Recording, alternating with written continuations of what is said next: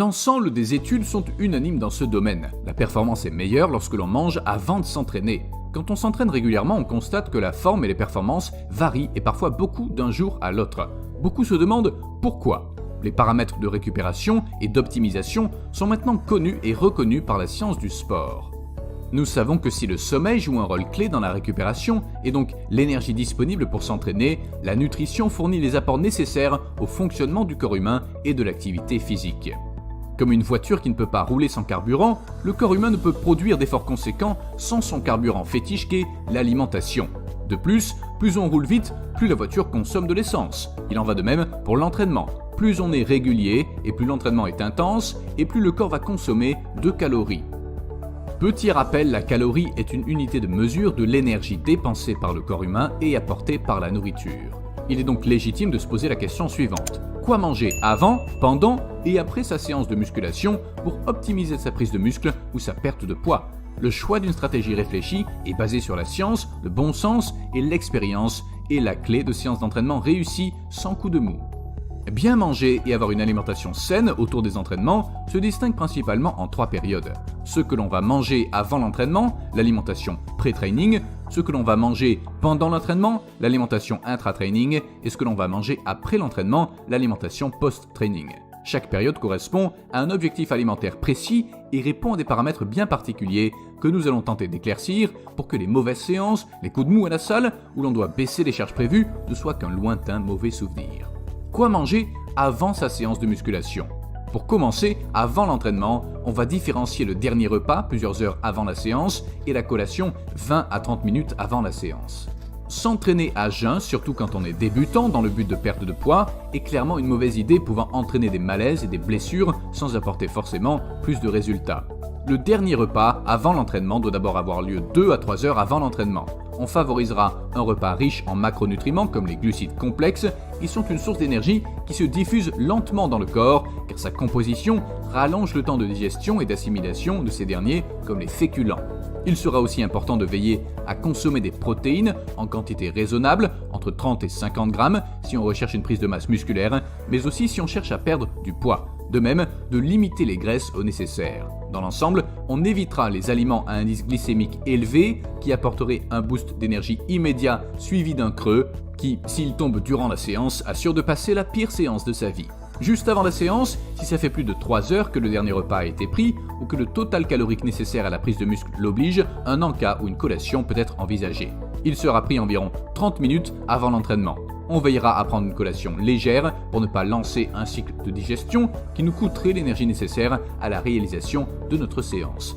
Des glucides à assimilation rapide peuvent être envisagés pour entrer dans sa séance avec un coup de boost, tout comme la prise de neurostimulants comme le café en quantité raisonnable. Quoi manger pendant sa séance de musculation? Si l'entraînement ne dépasse pas l'heure, voire moins, il n'est pas forcément nécessaire de manger pendant sa séance. Cependant, en cas de séance à haute intensité ou de longue durée, il s'avère crucial de bien gérer sa nutrition intra-training pour être capable de maintenir son niveau de performance tout au long de la séance. Elle peut être liquide, solide ou même sous forme de gel. L'avantage de la nutrition liquide est le faible coût énergétique ainsi que la vitesse de son assimilation. Le solide aura l'avantage de prendre plus de volume dans l'estomac et de donner une sensation de satiété plus classique. Dans tous les cas, que ce soit liquide ou solide, les glucides à assimilation rapide seront privilégiés pour donner immédiatement de l'énergie. De plus, on recherchera des aliments facilement digérables car manger du thon en boîte entre ces séries de squats ne semble pas très pratique ou agréable. Par glucides à assimilation rapide, on parle des glucides simples comme le sucre de table, confiserie, fruits, jus de fruits et sont très rapidement différés. Un exemple de glucides solides appropriés durant l'entraînement est la banane. Elle apporte de l'énergie ainsi que du magnésium et du potassium, très utiles pour réduire les crampes, favoriser la contraction musculaire, favoriser la récupération musculaire et limiter la fatigue. Un autre exemple de glucides rapides à consommer sous forme liquide est la maltodextrine, appartenant à la famille des suppléments. C'est un assemblage de glucides issus du blé, mais très facilement digéré par l'organisme. Elle se présente sous forme de poudre à mélanger à de l'eau et à consommer tout au long de son entraînement à partir de 45 minutes de training quand la séance s'éternise. Quoi manger après sa séance de musculation? Le post-training se caractérise par la présence de la fenêtre anabolique dans les 30 à 1 heure suivant la séance. La fenêtre anabolique ou anabolic window correspond à une période pendant laquelle le corps peut absorber une plus grande quantité de protéines et assurer la prolongation de l'état d'anabolisme, ce qui contribue à une croissance accrue. En gros, le corps voyant ses fibres musculaires détruites ainsi que ses ressources énergétiques détruites pendant l'activité physique est prêt à utiliser immédiatement les ressources nécessaires à sa régénération et donc au processus de prise de muscle si le programme d'entraînement apporte les stimulus nécessaires. Si les protéines sont importantes, à ce moment-là les glucides le sont tout autant, car si les protéines sont les briques pour construire la maison, les glucides sont l'énergie et le ciment nécessaires à les mettre en place. Il est recommandé de consommer de manière équivalente les protéines et les glucides à ce moment-là. L'utilisation de ces derniers optimise l'absorption des protéines par le corps humain en reconstituant et assurant la reconstitution de ses ressources énergétiques. Et l'hydratation dans tout ça. Le corps étant composé d'eau à 70%, on perd 10% de force pour 1% de déshydratation. Il est donc vital de s'hydrater tout au long de la journée. L'hydratation doit donc prendre place avant, pendant et après la séance d'entraînement car elle est le système de nettoyage liquide du corps humain qui permet de nettoyer les toxines et d'accélérer le renouvellement des cellules. Elle est un élément essentiel au bon fonctionnement du corps humain car elle lubrifie les articulations qui souvent sont mises à rude épreuve en musculation même quand on a une technique parfaite, ce qui est loin d'être toujours le cas.